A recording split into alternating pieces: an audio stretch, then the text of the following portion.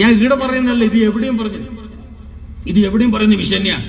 എന്റെ മഹല്ലത്തിലും പറഞ്ഞിന് നിങ്ങൾ ബാലൻസ് ആക്കാൻ നിങ്ങൾ അരിയത് വേണ്ടേ പള്ളിക്ക്? പള്ളി അള്ളാന്റെതല്ലേ, അത് നടന്നോളൂ. നിങ്ങൾ ചെലവാക്കിയതിനാ, നിങ്ങൾ മേങ്ങിയ മാത്രം മതിയാവില്ല. ഇത് കാണുന്നു ചിലപ്പോൾ റാത്തിബിനെല്ലാം നോക്കണം, ചില പള്ളിയിലെല്ലാം അങ്ങനെ അറിഞ്ഞ 250 ഉറുപ്പ 25 പത്രം. നല്ല കാര്യം, അങ്ങനെ വേണ്ടി സീറിന് കൊണ്ടിരുന്ന് നോക്കുമ്പോ എന്താ ഇറച്ചി അമ്മ കോഴിയാന്നൊരു മണം വന്ന പോലാന്ന്, ഒരു ഫീസും ഇല്ല.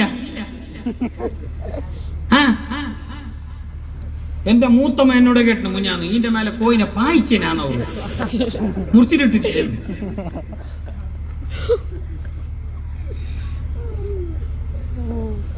എനിക്ക് നല്ല സംശയമുണ്ട്, നിങ്ങൾക്ക് ഇതെല്ലാം അനുഭവം ഉണ്ടോ? ഡൗട്ട്. കാരണം ഞാൻ ചെല്ലു ഊരൊന്നിന് നിങ്ങൾ ഭയങ്കര അക്സെപ്റ്റ് ആക്കി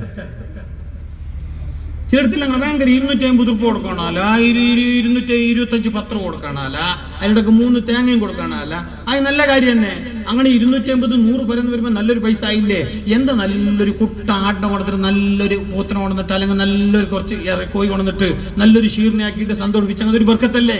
ഇത് ആർക്ക് പൂഞ്ഞിട്ട് വെക്കുന്നതെന്ന് ഈ ബാലൻസ് വെക്കുന്നതെന്ന് പറഞ്ഞാ നെസ്റ്റത്തെ കമ്മിറ്റി ഞങ്ങളെ എന്റെ റിപ്പോർട്ട് വായിക്കുന്ന ഞങ്ങളല്ലേ ബാലൻസ് 11 ലക്ഷം.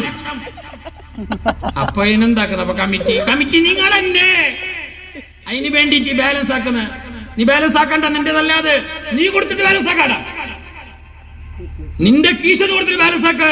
100 പേരെന്ന് മേങ്ങിട്ട് ബാലൻസ് ആക്കിയിട്ട് നീയുടെ സെക്രട്ടറി പ്രസിഡന്റിന്റെ കുപ്പായം തുന്നിക്കണ്ട. നിന്നെ അതിനെല്ലാക്കിന് നിന്റെ നാട്ടിൽ ദീനിയായ അഭിവൃദ്ധി നടത്താൻ, ദീനിയായ വികസനം ഉണ്ടാക്കാൻ, ക്ലാസുകൾ കൂട്ടിക്കൊണ്ടു പോകാൻ, പള്ളികളും കാര്യങ്ങളൊക്കെ വിപുലമാക്കാൻ, ദീനിയായ മദ്രസകൾ ക്ലാസുകൾ ഉഷാറാക്കാൻ, നാട്ടിലുള്ള പാവങ്ങളെ സഹായിക്കാൻ ഉമറാക്കളാകും.